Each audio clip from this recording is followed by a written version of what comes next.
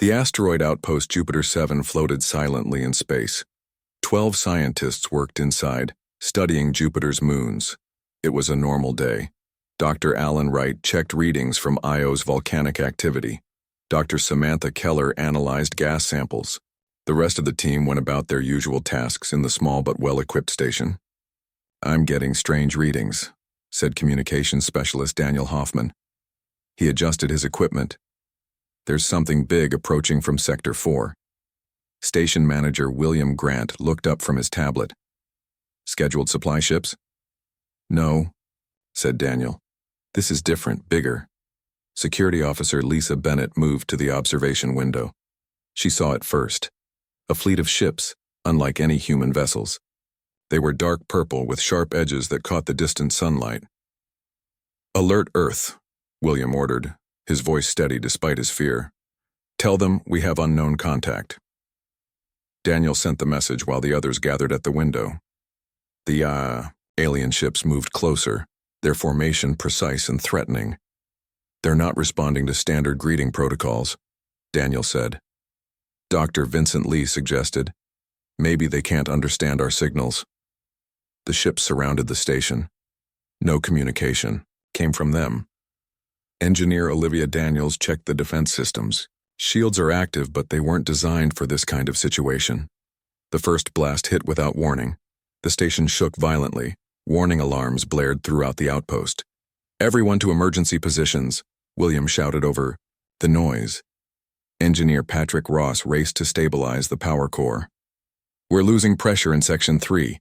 Medical Officer Grace Martinez grabbed emergency medical kits. "We need to seal the breach." Another blast, stronger than the first. Where the lights flickered. Systems analyst Kevin Russo worked frantically at his console. "I'm recording everything and sending continuous updates to Earth." The attacking ships fired again. A direct hit to the main research lab. Geologist John Carver and botanist Heather Murphy were caught in the explosion. "We need to evacuate." Lisa shouted, helping a wounded Dr. Wright toward the escape pods. But the aliens targeted the escape pod bay next. The station began breaking apart. In Earth's defense headquarters, the incoming transmission caused immediate alarm. Admiral Frank Collins watched in horror as the Jupiter 7 outpost's final moments played on the main screen. The 12 scientists fought bravely, trying to save each other and send vital information about their attackers back to Earth. Then the transmission ended abruptly. "Get me everything we have on that sector," Collins ordered. "And find out who did this." Lieutenant Catherine Powell compiled the data quickly. "Sir, the attack was unprovoked. The aliens left a beacon near the destroyed station." On the screen, a strange device floated where the outpost had been. It projected a symbol and transmitted a message in an alien language that Earth's computers struggled to translate. "This territory belongs to the Vashiri Imperium. Trespassers will be eliminated." President Susan Mitchell arrived at the emergency meeting room. Her face was pale as she addressed the gathered military and political leaders. 12 of our people died today," she said. "Civilians, scientists. They pose no threat to anyone." Admiral Collins nodded grimly. "The aliens call themselves the Vashiri. This appears to be their first direct contact with humanity." "A poor first impression," General Joseph Blackwell said, his voice hard with anger. "What do we know about them?" asked the president. "Very little," Lieutenant Powell admitted. "But we're analyzing their technology from the attack footage. They're advanced but not beyond our understanding." The president looked at the 12 personnel files on her tablet. 12 lives cut short. 12 families who would receive terrible news. "This will not stand," she said finally. Humanity must. 1 week after the attack, Earth was still in mourning. Memorials for the 12 scientists appeared in cities worldwide. Their faces were on news screens everywhere. People left flowers, candles, and notes at the space agency headquarters. Admiral Frank Collins stood in the control room of Earth Defense Force, watching the giant screen. It showed the Vashiri ships moving through the outer solar system. "They've established 3 more territory markers," said Lieutenant Catherine Powell. "They're claiming everything beyond the asteroid belt." Collins nodded. "And our diplomatic efforts?" Ambassador Winters is meeting with them in 6 hours. We established contact through their beacon. Across the solar system on a neutral station near Mars, Ambassador Gregory Winters prepared for the meeting. His team studied the limited information they had on the Vashiri. "Remember," said Winters to his team, "our goal is peace. 12 dead is tragic, but a war could mean millions." When the Vashiri arrived, Winters was shocked. They were tall with gray-blue skin and 4 arms. Their eyes were completely black. The leader wore ornate armor with symbols that probably showed rank. "I am Ambassador Winters of Earth," he said, bowing slightly. "We wish to resolve this conflict peacefully." The Vashiri leader looked down at him. "I am Commander Zelvox. There is no conflict to resolve. You trespassed. We punished." The scientists were peaceful researchers. They posed no threat. Zelvox made a sound like laughter. "Threat? Humans are not capable of being a threat to the Vashiri Imperium. We have conquered 12 star systems. Your species has barely left its planet." Winters tried again. "We want to establish peaceful relations, share the solar system." "There is nothing to share," said Zelvox. "We take what we want. The outer system is now ours. Stay in your inner planets and we may allow you to live." The meeting ended quickly. Winters returned to Earth feeling defeated. Back at Earth Defense Force headquarters, Lieutenant Powell was working late. She reviewed recordings of the Vashiri meeting and compared them with historical data from other species the Vashiri had encountered. "Admiral," she called, "I found something important." Collins joined her at her station. "What is it?" "The Vashiri have done this before. They attack a small outpost, claim territory, and wait to see the response. If the species tries to negotiate, the Vashiri see it as weakness and attack more aggressively. And if they fight back?" Powell looked grim. "There's no record of any species successfully fighting back. But something interesting. The Vashiri have been watching us for decades. They've intercepted our broadcasts, studied our movies, our news. So they know about us but still attacked?" "Yes, but they've misunderstood something fundamental about humans." Powell brought up images from Earth's history. "They've seen our conflicts, our divisions. They think we're weak because we value individual lives. They don't understand that this is actually our strength." In the White House, President Susan Mitchell received the report from the failed diplomatic mission. She looked tired but determined. "So they won't negotiate," she said. "No, Madam President," said Ambassador Winters. "They consider us beneath them, not worthy of respect." The President stood and walked to the window. "Then we must show them who we really are." She turned to General Joseph Blackwell. "What are our military options?" "Limited if we want to avoid further civilian casualties," he replied.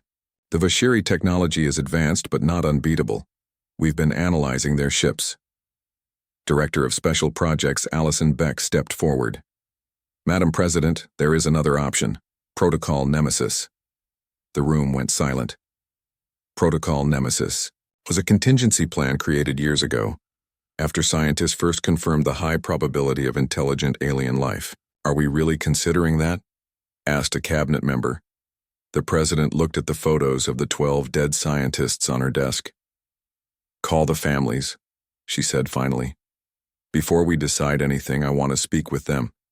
They deserve to know what might happen next." As night fell over Earth, the Vashiri fleet continued to expand their territory markers. They expected humanity to cower, to accept their new boundaries. They didn't understand what they had awakened. "Respond. How?" asked Ambassador Gregory. Winters. "We should attempt peaceful contact first." General Blackwell shook his head. "They've already shown their intentions." The room fell silent as the final moments of the Jupiter 7 crew played again. The courage they showed even in their final moments was remarkable. "Prepare all options," the President ordered, diplomatic and otherwise. "If these Vashiri want to know humanity, they'll learn who we truly are." The 12 families gathered in a secure room deep beneath the White House. They sat quietly as President Mitchell entered. Some held photos of their lost loved ones. Others simply stared ahead with empty eyes. "Thank you for coming," said the President. I know nothing can ease your pain, but I need to speak with you about how Earth will respond to this attack. Carol Wright, wife of Dr. Alan Wright, spoke first. What are our options? Director Allison Beck stepped forward with a tablet. We have prepared different responses. The first is continued diplomatic efforts, though our initial attempts have failed. The second is a limited military strike to push the Vashiri back. The third, she paused, looking at the president for permission to continue. Mitchell nodded. The third is Protocol Nemesis, a plan developed years ago for worst-case scenarios involving hostile alien contact. Beck displayed images on the room's main screen. Complex military diagrams and weapon systems appeared. This would not be a limited response, Beck explained. It would be a full demonstration of Earth's true capabilities, many of which we have kept hidden from outside observation. The family members looked at each other in surprise. John Hoffman, father of communications specialist Daniel Hoffman, frowned. Hidden capabilities? What does that mean? General Blackwell answered. For decades, Earth's public space technology has been only a fraction of our actual development. We maintained this deception as a precaution against possible threats. Carol Wright stood up. She held her husband's wedding ring in her hand, returned from the wreckage of the station. Alan believed in peace, she said, her voice breaking slightly. He studied Jupiter because he was fascinated by the universe, but he also believed in justice. She looked directly at the president. These aliens killed our people without warning, without reason. If they go unpunished, they'll do it again. Other family members nodded in agreement. My daughter Lisa died protecting her colleagues, said Robert Bennett, father of security officer Lisa Bennett. She would want us to protect others from the same fate. President Mitchell listened carefully to each family member. Some advised caution, others called for strong action. All wanted justice for their loved ones. After the families left, the president met with her war council. The large conference room beneath the Pentagon was filled with military leaders, scientists, and government officials. Protocol Nemesis is extreme, said Dr. Christopher Reed, chief scientist. We should consider less aggressive options. General, Blackwell slammed his hand on the table. Less aggressive?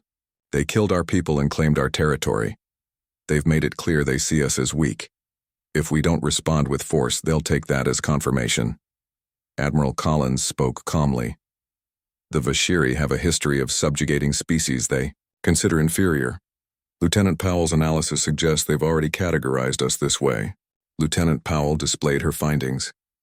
The Vashiri value strength above all. Their entire culture is built on dominance. They respect nothing else. What exactly is Protocol Nemesis? Asked a cabinet member who had not been briefed. Director, Beck explained, a three-phase response. First, a surgical strike against the specific Vashiri ships that attacked our station. Second, a broader military operation to push them out of our solar system. Third, a demonstration of our full technological capabilities to ensure they never return. And the cost? Asked the president. Minimal human casualties if executed correctly, said Beck. As for Vashiri casualties, potentially in the millions, depending on their response. The room fell silent. President Mitchell stood. I've heard from the families. I've heard from all of you. The Vashiri attacked without provocation. They've refused diplomatic solutions.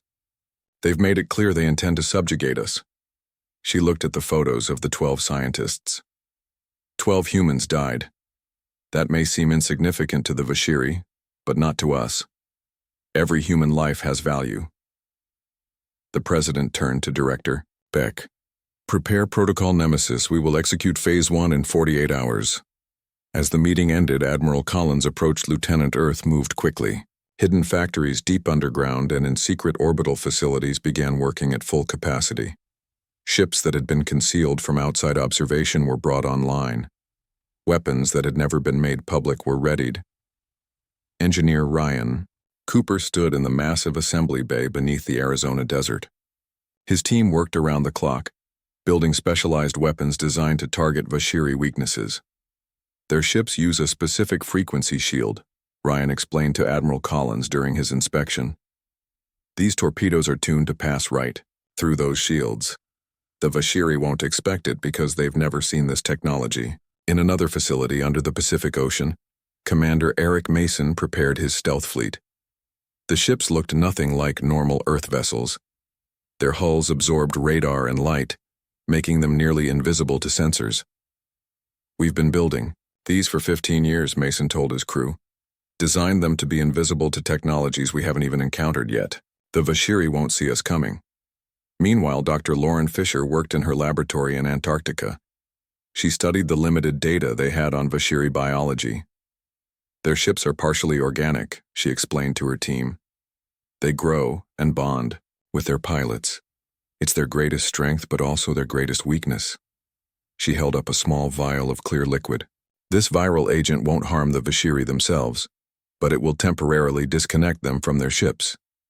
It's like cutting the nerve connection between brain and body. Across the solar system, Earth Intelligence Officer Nathan Harris operated a small ship disguised as space debris. He drifted near a Vashiri outpost they had established on one of Jupiter's moons. "I'm in position," he reported through a highly encrypted channel. Beginning data collection. Using advanced scanning technology, Harris gathered critical information about Vashiri tactical systems, communication protocols, and defense capabilities. The Vashiri never detected his presence. On Earth, civilian populations were quietly prepared. Government officials began stocking emergency shelters. Food supplies were increased. Medical facilities expanded their capacity, all done without causing panic, presented as routine upgrades and maintenance. The families of the 12 dead scientists were moved to a secure location deep within the Rocky Mountains. They would be safe there, no matter what happened next. Carol Wright sat in her new quarters looking at photos of her husband Alan. A knock came at her door. "Mrs. Wright?" It was President Mitchell herself. "May I come in?" Carol nodded. The president sat beside her. "We're ready to begin," Mitchell said softly. "I wanted you to know personally." "Will many die?" Carol asked. "We hope not. The first phase is precisely targeted at those directly responsible for Alan's death." The president paused. "But if the Vashiri respond as we expect, the numbers could grow." Carol looked at her husband's photo again. He would hate this, the violence, but he would understand it's necessary. In orbit around Earth, the final preparations were made. Captain Michelle Clark stood on the bridge of her ship, the EDF Retribution. It was the newest vessel in Earth's hidden fleet, built with technology decades ahead of what Earth publicly acknowledged possessing. "All systems ready," reported her first officer. "Stealth systems at full capacity, weapons primed." Clark nodded. "Let's go hunting." 6 ships invisible to Vashiri sensors left Earth orbit. They carried specialized weapons designed by Ryan Cooper, the viral agent developed by Dr. Lauren Fisher, and tactical information gathered by Nathan Harris. Each ship was named after one of the 12 murdered scientists. Admiral Collins watched them depart from Earth Defense Headquarters. "Commence Operation Quiet Justice," he ordered. "Remember your training and remember why we fight." The ships accelerated to speeds the Vashiri believed humans could not achieve. They would reach their targets in hours, not the weeks the Vashiri would expect for human vessels to travel such distances. Lieutenant Powell stood beside Collins. "Do you think they'll surrender after this?" Collins shook his head. "No, this is just the beginning. But they need to learn that humans are not to be underestimated." The ships disappeared into the darkness of space, carrying Earth's response to the murder of 12 of its people. The Vashiri had no idea what was coming. "Powell." "We're really doing this," Powell nodded. "The Vashiri are about to learn something important about humans." "What's that?" asked Collins. "We don't start fights," said Powell, "but we finish them." The 6 Earth ships approached Jupiter silently. Their stealth systems made them invisible to Vashiri scanners. Captain Michelle Clark watched the main screen as the Vashiri fleet came into view. 12 large ships surrounded by smaller vessels. "The same fleet that had destroyed the research station. Target confirmed," said her weapons officer. That's the command vessel in the center. All ships, maintain stealth protocols, Clark ordered over the secure channel. Prepare Phase 1. Weapons. The Earth vessels moved into position. They had trained for this mission for weeks using data from Nathan Harris's intelligence gathering. Each ship knew its exact role. On the Vashiri command ship, Supreme Commander Garn Tech was discussing their expansion plans. He felt no concern about the humans. Their primitive technology posed no threat to the mighty Vashiri Imperium. Our scouts report the humans are hiding in their inner planets, said his second-in-command. They fear us as they should. Garn Tech made a sound of satisfaction. Soon we will take Mars, then Earth itself. Their resources will serve the Imperium well. Without warning, alarms blared throughout the Vashiri ship. Something had penetrated their shields. Impossible, shouted the Vashiri tactical officer. Captain Clark watched as Ryan Cooper's specialized torpedoes passed through the Vashiri shields as if they weren't there. The torpedoes struck with perfect accuracy. Direct hits, reported her weapons officer. Their engines are disabled. Deploy the viral agent, Clark ordered. From the Earth ships, small drones launched. They carried Dr. Lauren Fisher's creation. The drones attached to the hulls of the Vashiri vessels and released the virus into their partially organic systems. Inside the Vashiri ships, chaos erupted. The neural connections between pilots and vessels suddenly failed. Ships drifted, unable to maneuver or fire weapons. Now, said Clark, all ships, weapons free. The Earth vessels decloaked and opened fire. Their weapons targeted specific systems, disabling rather than destroying when possible. The Vashiri, caught completely by surprise, could barely respond. Lieutenant Paul Bennett commanded one of the Earth ships named after his sister Lisa. His mission was different from the others. Beginning recovery operation, he reported as his ship approached the wreckage of the research station that still orbited Jupiter. Using specialized equipment, Bennett's team located and retrieved the remains of all 12 scientists. They worked, quickly but with great care and respect. Recovery complete, Bennett said, his voice thick with emotion. We're bringing them home.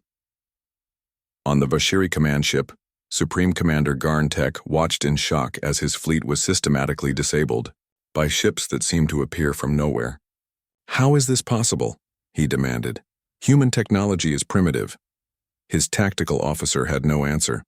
Their mighty ships were being defeated by an enemy they had severely underestimated. Captain Clark's ship approached the Vashiri command vessel. Open a channel, she ordered. Garn Tech's face appeared on her screen. His 4 eyes narrowed in anger. I am Captain Michelle Clark of Earth Defense Force, she said calmly. Your fleet is disabled. Your command ship is surrounded. This is impossible, Garn Tech snarled. Humans do not possess such technology. There's much you don't know about us, Clark replied. We came for justice. You killed 12 of our people, scientists, civilians. She transmitted images of the 12 victims to the Vashiri ship. Remember their faces. Learn their names. 12 insignificant lives, Garn Tech said dismissively. The Imperium will destroy your world for this attack. Clark's expression remained calm. We're not finished. This was just a demonstration. She nodded to her communications officer, who sent a message throughout known space on all frequencies. 12 of ours. 12 of yours. The debt begins. With surgical precision, Earth's ships destroyed 12 specific Vashiri vessels, the exact ones that had fired on the research station. The command ship was left intact but disabled. News of Earth's strike spread quickly across the Vashiri Imperium. Supreme Commander Garn Tech was called before the Imperial Council to explain his failure. These humans have hidden technology, he told the angry council members. They attacked without honor, using stealth and trickery. The High Counselor's 4 eyes narrowed. You assured us they were primitive. Now 12 of our ships are destroyed and our Jupiter fleet is damaged. It changes nothing, Garn Tech insisted. We will crush them with our full might. Show them what happens when they challenge the Imperium. The council agreed. The largest Vashiri fleet ever assembled was ordered to attack Earth's outer colonies, on Mars and the Moon. 300 warships carrying over 300,000 soldiers and crew. On Earth, Lieutenant Powell monitored Vashiri communications. "They're mobilizing, Admiral, just as we expected." Admiral Collins nodded. "Alert all commands. Prepare for Operation Lasting Memory." Throughout the solar system, hidden defense platforms powered up. These weapons had been secretly placed years ago, disguised as asteroids or space debris. Earth had prepared for this day long before the Vashiri arrived. President Mitchell addressed the planet from the secure command center. "Citizens of Earth, the Vashiri have rejected our limited response and are now moving against our colonies. We will defend our people with all necessary force." She looked directly into the camera. "To any Vashiri watching this broadcast, it is not too late to end this conflict. Return to your territory and we will seek no further action." The Vashiri fleet ignored the warning. Their massive ships entered Mars orbit, weapons ready. Supreme Commander Garntek led personally from his new flagship. "Begin the attack," he ordered. "Leave nothing standing." The Vashiri ships fired on the Mars colony, but their weapons hit only empty buildings. The colonists had been quietly evacuated days earlier, moved to underground shelters. Colonel Scott Wilson and his Special Forces team watched from hidden bunkers beneath the Martian surface. "Wait until they land troops," he told his soldiers. "Then we spring the trap." The Vashiri, believing they were attacking defenseless colonists, sent landing parties to the surface. Thousands of Vashiri soldiers marched across the red planet. "Now," ordered Colonel Wilson.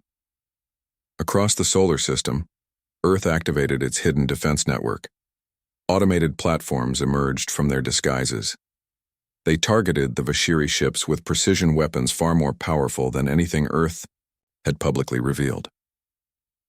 On Mars, Wilson's Special Forces attacked the landing parties using advanced combat suits that enhanced their strength and speed. The Vashiri soldiers, expecting easy victory against weak humans, found themselves outmatched. In space, Dr. Lauren Fisher's viral agent was deployed on a larger scale. Released by stealth drones, it spread throughout the Vashiri fleet. Ship after ship lost control as their neural connections failed. "What is happening?" demanded Garntek as his flagship systems began to fail. His tactical officers struggled to respond. "Their weapons are everywhere, hidden in asteroids, in debris fields. We can't target them all." The Vashiri ships, unable to control their weapons properly, began firing on each other in confusion. Garntek watched in horror as his mighty fleet tore itself apart. On Earth, Admiral Collins and President Mitchell monitored the battle. "Phase 2 is proceeding as planned," Collins reported. "Casualties?" asked the President. "Minimal on our side. The Vashiri..." Collins paused, checking the data. "They've lost over 100,000 already and the number is climbing." Mitchell closed her eyes briefly. "So many lives. Offer them surrender terms." A message was sent to the Vashiri fleet. "This conflict can end now. Withdraw from human space immediately." Garntek received the message and crushed the display in rage. "Never! The Imperium does not surrender to lesser beings." He ordered his remaining ships to push toward Earth itself, ignoring the mounting losses. For 7 days, the battle raged across the solar system. Earth's forces struck with surgical precision, targeting military vessels while avoiding unnecessary casualties when possible. But the Vashiri refused to retreat, refused to surrender.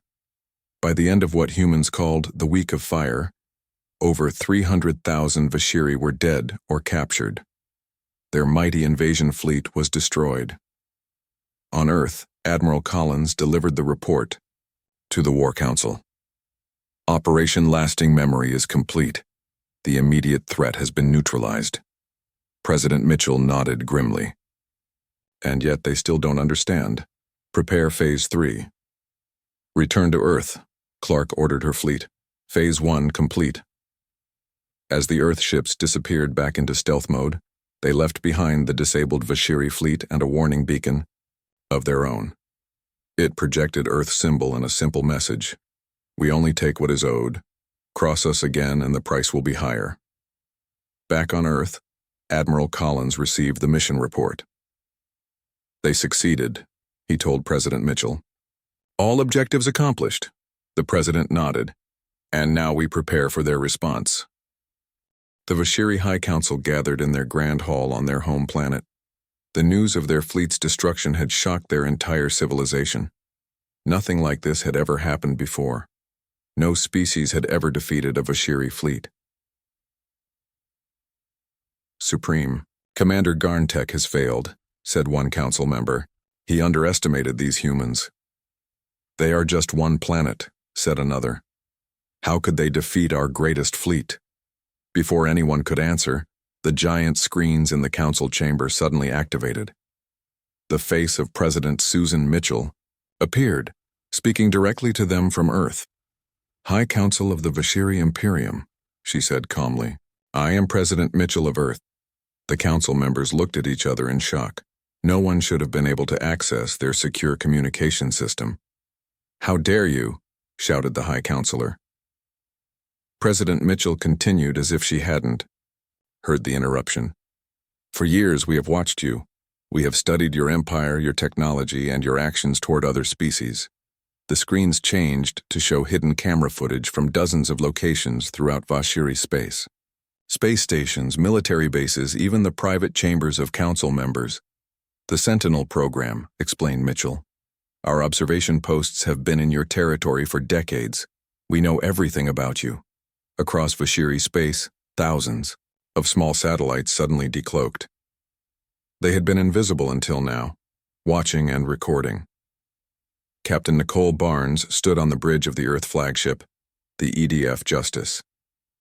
Her fleet had secretly entered Vashiri home territory using advanced stealth technology. They now revealed themselves surrounding the Vashiri home system. All ships in position, reported her first officer. Barnes nodded. Begin transmission. On every planet in the Vashiri Imperium, on every communication channel, the same message played. Videos showing the Vashiri attacking peaceful species, destroying outposts, enslaving populations. You are not the noble empire you claim to be, President Mitchell's voice explained. You are conquerors who prey on those you consider weak. On dozens of subjugated worlds, the oppressed populations watched these broadcasts in secret. They saw proof that the mighty Vashiri could be defeated. They saw Earth fighting back. In the Grand Council chamber, the High Counselor raged. Shut down these transmissions. Destroy those human ships. But their weapons couldn't lock onto the Earth vessels.